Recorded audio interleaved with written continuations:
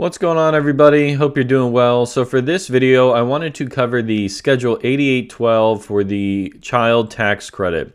And more specifically, we're going to look at a situation and talk about the rules around the additional child tax credit.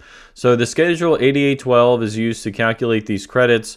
Most taxpayers find that they're working with Part 1 here to compute the CTC, but in certain cases, depending on your circumstances, you might also need to complete Part 2A down here on page 2, which is the additional child tax credit.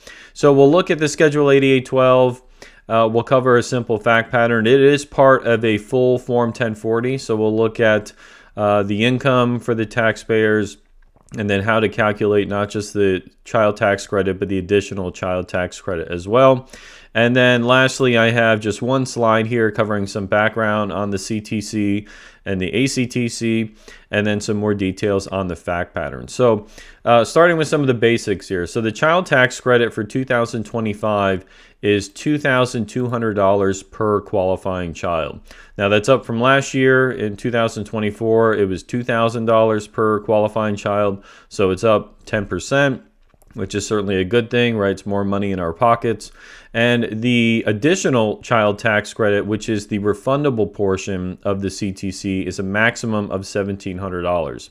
Now, what often confuses a lot of taxpayers is when they see this term additional child tax credit, they're thinking, okay, I get a child tax credit of $2,200, and then there's some additional credit that's out there that I need to calculate, and I can get some more money.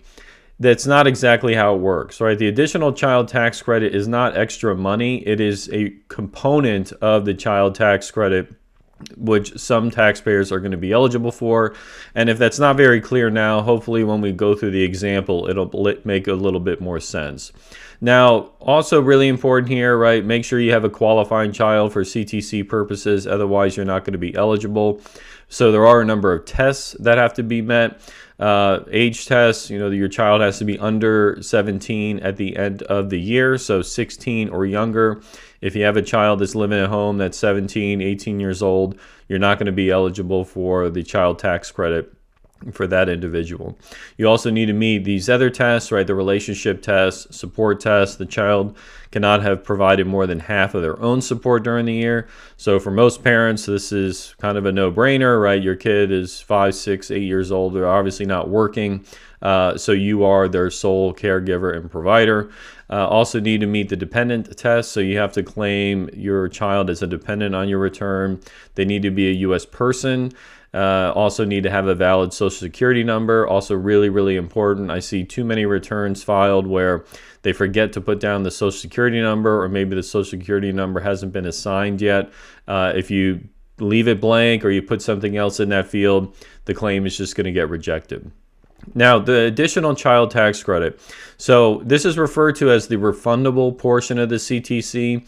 And in a sense, what that means is that the child tax credit of $2,200, if you don't have enough taxable income and not enough tax, then the amount of the CTC is effectively capped, right? So there's excess that is, in a sense, lost. However, if your income is low enough, you might be eligible to claim the excess or the difference that's otherwise lost as the refundable additional child tax credit. And again, I can appreciate if it doesn't make a lot of sense right now, but when we look at the example, hopefully it'll be a little clearer. So in the example we've got here, we've got John and Jane Smith. They're married, filing a joint return, and then they have one son, Robert, who's 5 years old. Now, Robert is going to meet all of the tests for qualifying child. They're going to claim him as a dependent on the return, so they're going to get this credit. Now, their AGI for 2025 is $51,000. They have $19,915 as taxable income after they claim the standard deduction. And so their total tax liability is only going to be $1,958. Now, the reason why this is important is because the child tax credit is $2,200 per qualifying child. So what we'll see in this example is that the credit basically exceeds the tax they owe. And so rather than losing that excess money as the CTC, they may be able to claim it as an additional child tax credit to get the rest of the money back. All right, so let's have a look at the return. And when we go through the example, hopefully, like I said, it'll be a little clearer. So we have a married filing joint return here for John and Jane Smith. And we can see that they've listed their son Robert as a dependent on their return. They have his social security number. He is their son. And he lived in the U.S. with them on a full-time basis. And we can see on line 7, we are claiming the child tax credit. Now on the income side, we can see they've got some W-2 income, wages of $51,000, a little investment income here, and overall their AGI is $51,415. Now on line item 12E, we can see that they're claiming the standard deduction for a married filing joint return, and their taxable income is $19,915, and the total tax on that taxable income is $1,958. So now if we skip ahead to the Schedule 8812, where we calculate the CTC and the ACTC. So we've got the 8812 here. This is for the 2025 tax year. And Part 1, Line 1, we've listed their adjusted gross income. So that's their 51,415 coming through from line 11A of their return. And line items 2A through C are blank. We don't have any of these adjustments because none of them apply to these taxpayers. So if you have income that's a source from Puerto Rico and it's excluded, you would need to make a certain adjustment. If you have the foreign earned income exclusion, for example, with the 2555, you might need another adjustment there as well. But in our case, it didn't apply to us, so we've left those blank. So 51,415 is our modified AGI for purposes of calculating this credit. And on line 4, we've entered 1 for one qualifying child that's under 17 and has a valid SSN. So 1 times $2,200 is $2,200 reported there on line 5. And we don't have any other dependents that are otherwise going to be eligible for the other dependent credit. So line items 6 and 7 are blank for us. But if you have children that are 17 or 18 or other dependents, you might not get the child tax credit, but you could be eligible for the other dependent credit. So we've got the $2,200 that we're working with here, and now we move on to the phase outs, right? So if your income is above these thresholds, then you may have to reduce the amount of credit available to you, and if it's high enough, the credit is phased out completely. In our case here, we have a married filing joint return, so we enter $400,000 on line 9, and on line 10, it asks us here to subtract line 9 from line 3. So if we take line 9 of 400 grand, we subtract it from 51,415, we're left with a negative number, so it's 0. And so that's why we're entering 0 on line 10. Now line 11, because it's 0, line 11 is also going to be a 0, right? Line 10 multiplied by 5%. So in other words, there's no need to reduce the amount of the $2,200 credit because our income is below those relevant thresholds. Now on line 12, it asks, is the amount on line 8 more than the amount on line 11? And the answer is yes, right? So our line 8 amount is $2,200. Our line 11 amount is 0. So we subtract those two and we're simply left with the $2,200 figure. So we mark yes, subtract line 11 from 8, and then enter the result up there. Now we move on to the credit limit worksheet. And this is what ultimately leads us to having to do Part 2A for the ACTC. So the credit limit worksheet is basically a recalculation of your tax liability given your income. So this credit limit worksheet can be found in the Schedule 8812 instructions.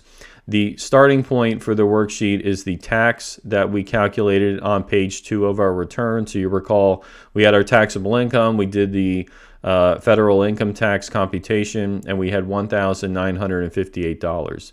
Now, the reason you have to do this worksheet is because you have to account for other kind of credits that might already be reported on Schedule 3.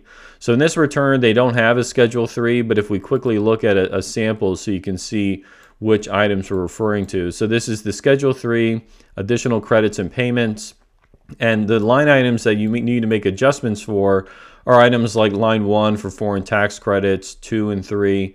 So you get so if you have a Schedule 3 and you have items here, you need to factor them into the credit limit worksheet to come up with an adjusted tax balance. But in our case, not applicable. So that's why all of these line items, 1, 2, 3, 4, 5, all the way through 6, can simply be left blank.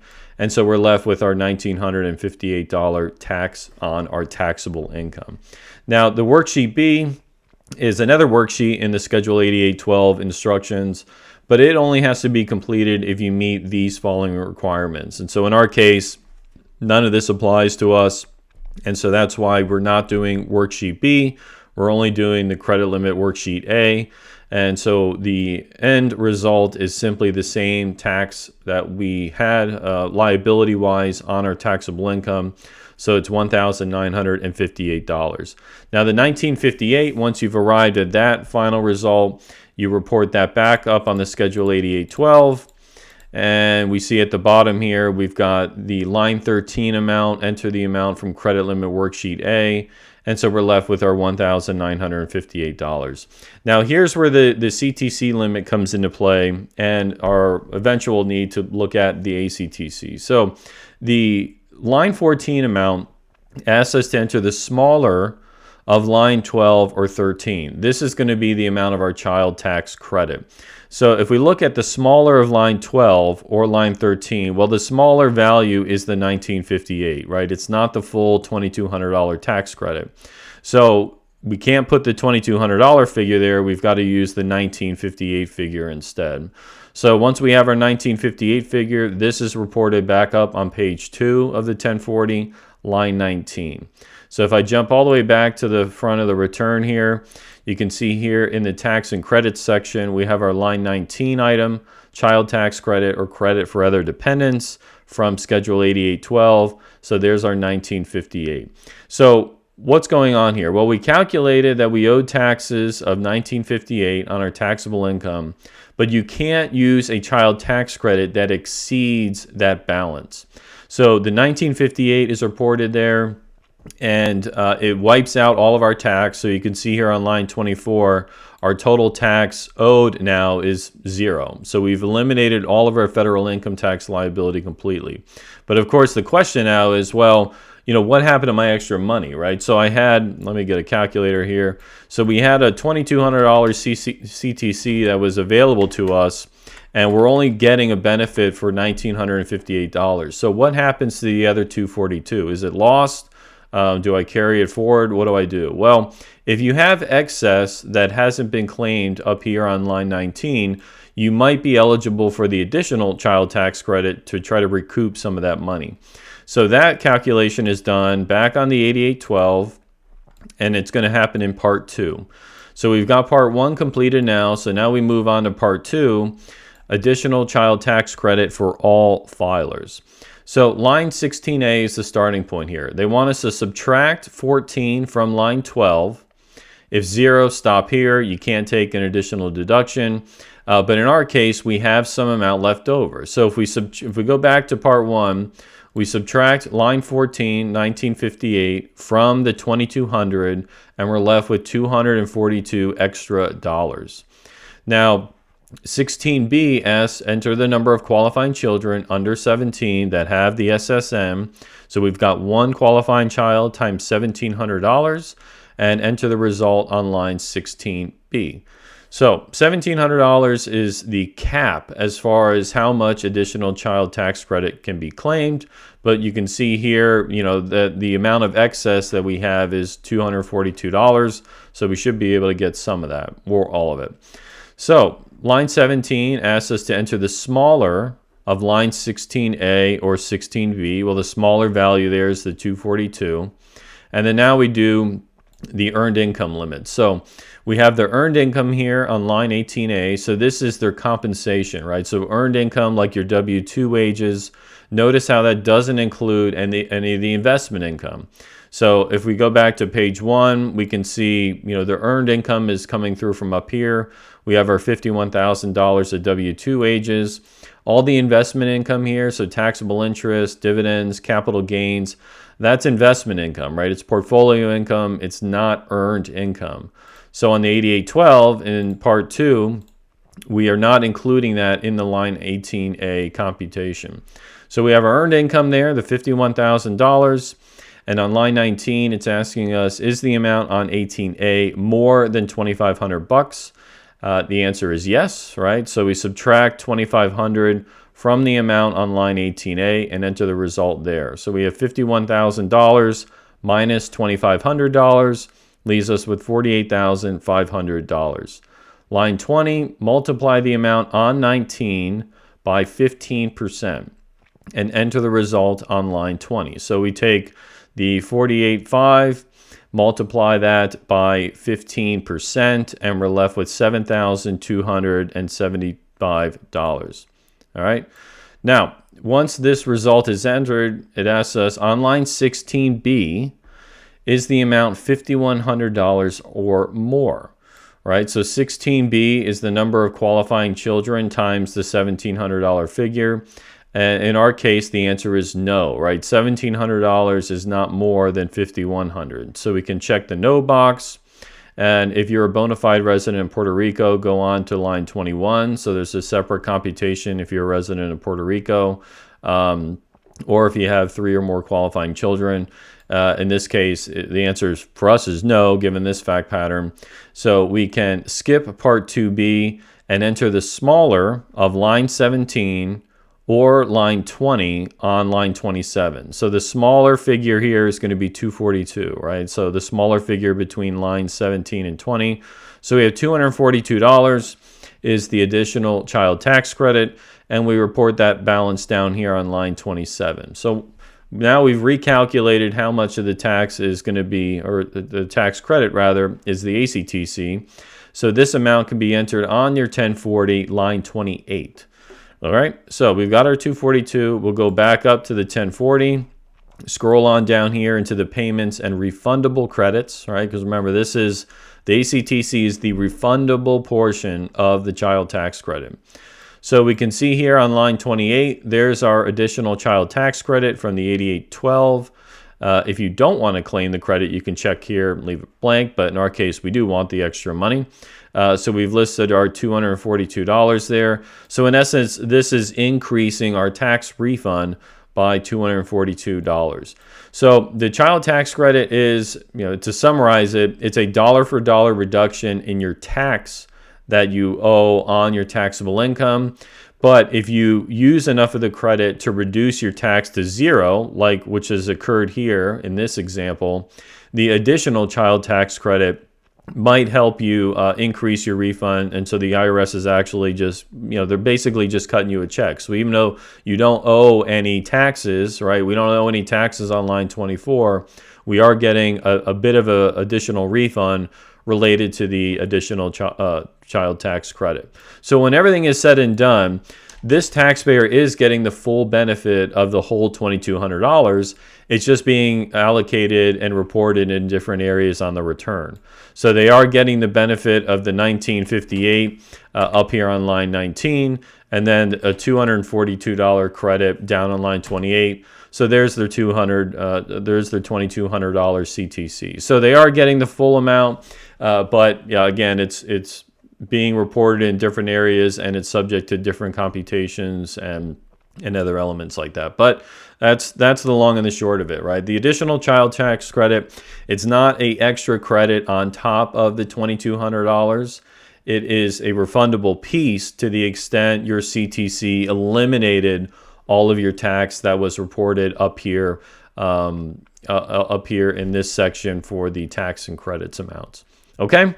All right, so that covers it. I hope that was helpful. I hope that cleared up maybe some confusion taxpayers have about the CTC and the ACTC. And as always, I very much appreciate you watching, and I look forward to seeing you again on the next video. Thanks so much.